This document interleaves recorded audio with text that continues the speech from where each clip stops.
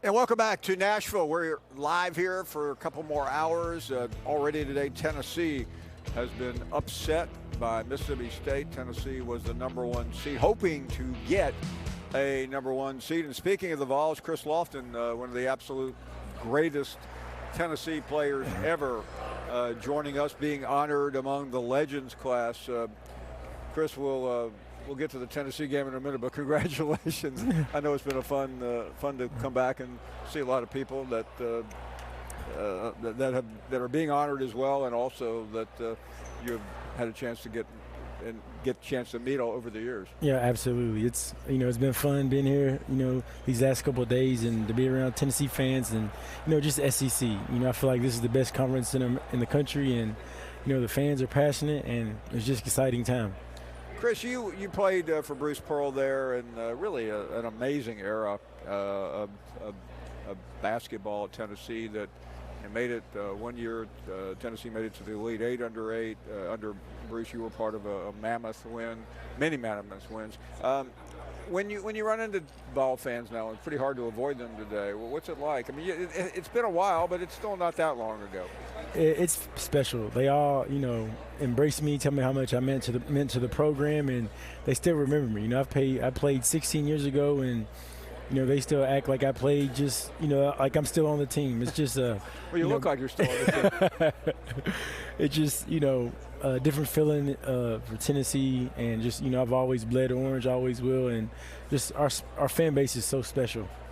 And I think that's interesting. What we're about to say is nothing new to Tennessee fans, but I went to that school and I saw a fan base that I think is dramatically underrated. I mean, Tennessee is a big-time basketball school. I mean, you played on during one of the best eras a couple of years ago. I remember talking to Grant Williams about his team, arguing, is this the best team? Is it the one you were on? Was it the one in the 80s, or was it the one in the late 70s? I mean, that they have had a lot of eras.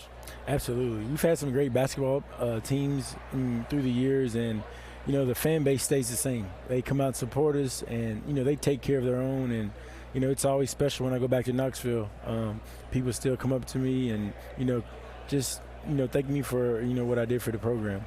Chris, you were part of, as I remember, one of the more bizarre incidents ever during the NCAA tournament. You tested positive or something. It turned out that you were sick. I mean, you had a serious issue with testicular cancer. I mean, how bizarre was that to experience? I mean, I don't know how to say this about the cancer diagnosis, but I mean to be subjected to so much. Yeah, it was difficult. It was, like you said, very bizarre. That's a great word for it. Just something you never see coming, but at the end of the day, it's all a part of God's plan, and He meant it for the good. And right now, if I can. How did it get to the point? Had you been diagnosed yet, or was that the beginning of it when that test happened? No, they didn't find out till afterwards. Okay. They just knew I failed a drug test, but they didn't know the reason why.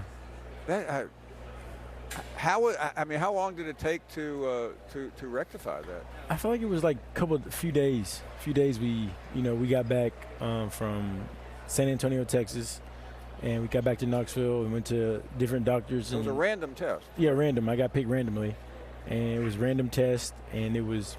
How difficult is it to explain that you weren't guilty of something? Right. That's what we were trying to figure out. You were trying to figure out how I was taking extra shakes, and it was either that or I was pregnant. So I was like, I don't. So this is a tricky question. I mean, it was good news. There was a reason for your positive test, but the bad news was you had a serious situation. Absolutely. It was tough, but the best part is they found it early, so I'm cancer-free now, and it's all good. So it was a blessing. Wow. I mean,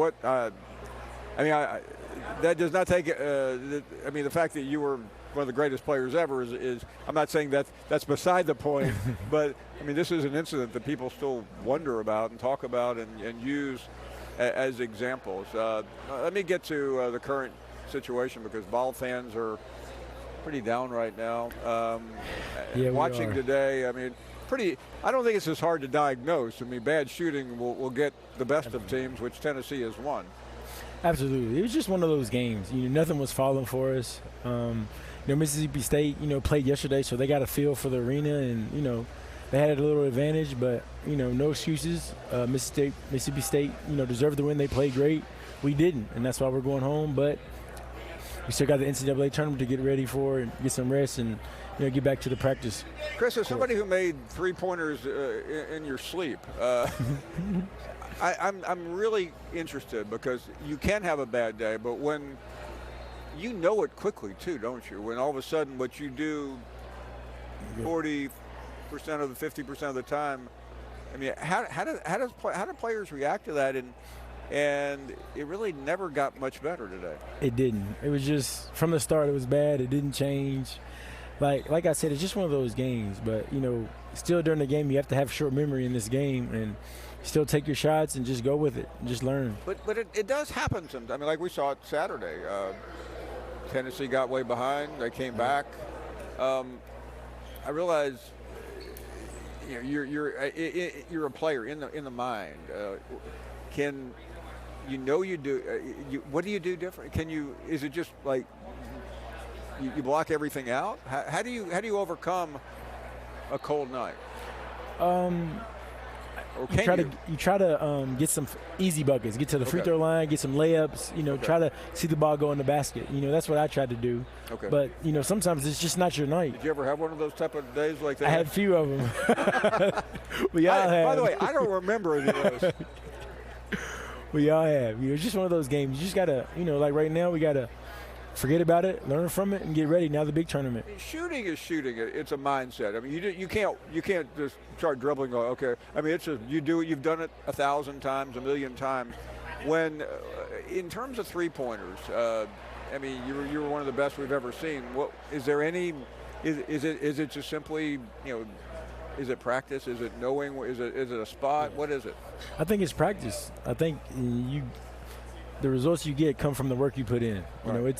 It's not. I don't think it's that hard. The work ethic. That's what I feel like. I separated myself. I lived in the gym. I worked on it. I shot a lot and just tried to be great at what I did. Did you while you were practicing? Especially at home. I mean, are you looking at certain spots that you go to boom, or is it? I mean, I realize you got a guy all over you, but that's beside the point. When you're a good shooter, what are you thinking about as you're kind of maneuvering through the landscape on the court? Just I used to look at how my shots came from the game. I try to practice game shots. Different plays, what I would be shooting from. You get the chart, everybody knows where you're shooting from. Exactly. So I worked on that a lot. With my assistant coaches, they did a great job of taking me through drills and situations where I was prepared for the moment. Amazing. What a career. You live in Kentucky now. That's got to be weird. Yeah, it's kind of weird, but, I grew up, I'm a Kentucky boy, so, my family's close by, so I still stay there, but I still rip my Vols everywhere, though. Yeah, that's. I mean, we know it's a rivalry, but I mean, Kentucky-Tennessee, I think, is one of the most unique basketball rivalries. I mean, there is no. It's a cliche, but I mean, there's no love lost. Absolutely, it's they're a great program. After a game like last Saturday, do you kind of not wear the orange? I wear orange every day. Okay, I don't care. Win, lose, I bleed orange. Ball for life. Absolutely. One of the all-timers, Chris Lofton. Pleasure to see you. Congratulations on being a legend. I appreciate it. Thank you so much. Great to see you. We'll take a short break. Another Vol will be here in a minute. More to come as we work our way through day 3 of SEC men's basketball tournament.